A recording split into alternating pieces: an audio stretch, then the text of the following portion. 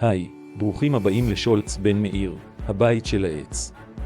בכמה צעדים פשוטים ובעזרתנו, תוכלו לבנות בעצמכם את הדק בחצר או במרפסת.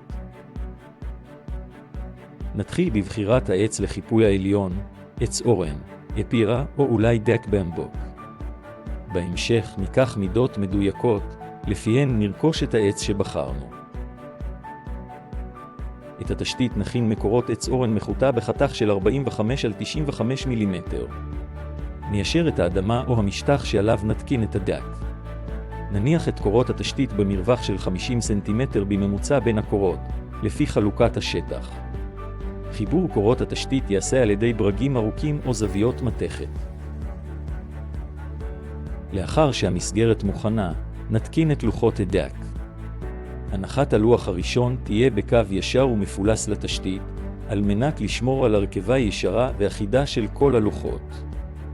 את לוחות הדק נתקין במרחק 5 מילימטר אחד מהשני, ובכל מפגש עם לוח התשתית נבריג 2 ברגים מתאימים.